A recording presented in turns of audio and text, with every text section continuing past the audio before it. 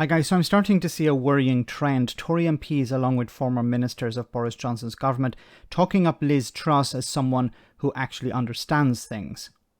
These MPs and ministers are of course looking for a job, and we've seen it recently with Tom Tugendhat, and now we're seeing it with Brandon Lewis. Liz Truss conducted terrible trade deals. If you don't believe me, just ask British farmers. She did nothing to resolve the dispute with the EU over the Northern Ireland Protocol, so if she wins this leadership campaign, it would be pretty much more of the same, I'm afraid. Here Brandon Lewis basically reinforced that point. She's already shown a determination to drive that through and deliver it, as we did, as I say, with the Northern Ireland Protocol bill itself, which has now completed its passage through the House of Commons and will go to the House of Lords later this year. Her as Prime Minister gives a very clear message to the EU that the party in the country has a Prime Minister who is determined to get this done and to get it done in a way that works for the whole of the United Kingdom. Okay, once again, this use of language here is very important. He mentioned deliver, that Liz Truss will deliver on this. Once again, what has she actually delivered on? Because if you look at what she has delivered, it's terrible trade deals. When it came to the Northern Ireland Protocol, she was talking about triggering Article 16, and she didn't do that, like her predecessor, Lord Frost. And how is this any different to Boris Johnson? But look, Brandon Lewis and his fellow members of cabinet were talking about how Boris Johnson was going to deliver. Boris Johnson was going to resolve this problem. And he didn't.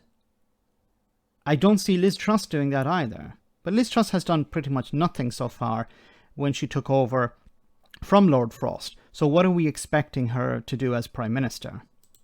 As I say, obviously the people of Northern Ireland, but this is something that affects the whole of the United Kingdom.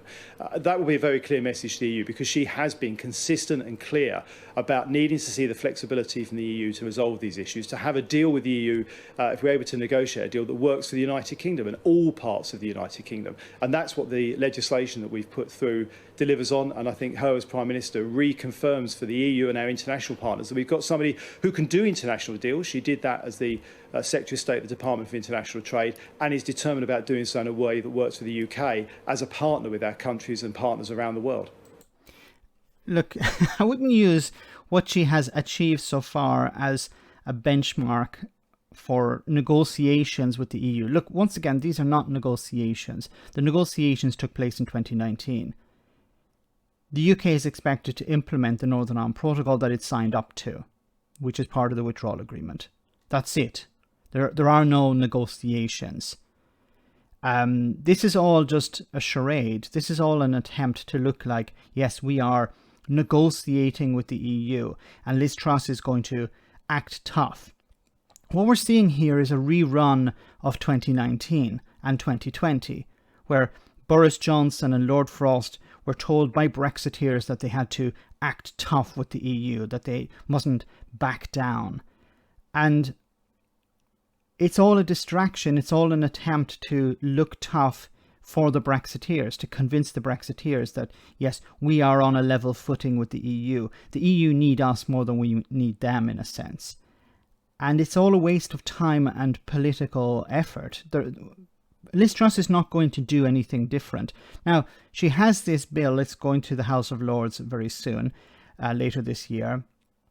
It will likely become law. This would be a breach of international law. It means that the EU is going to punish the UK. For what? Literally for what? To keep the DUP happy, but the DUP are never happy, and to keep angry Brexiteers happy, but angry Brexiteers are never happy. The politicians are throwing businesses and the entire country under a bus in order to keep a fringe group of people happy, who are never bloody happy. And this charade is going to continue. It's going to continue while Liz Truss, if she's Prime Minister, is in charge. And it's going to continue after that, unless the Labour Party replace the Tories. This charade is never going to end, it seems. Let me know in the comment section, guys, what you think about all of this. As always, your comments are greatly appreciated. Thanks a lot.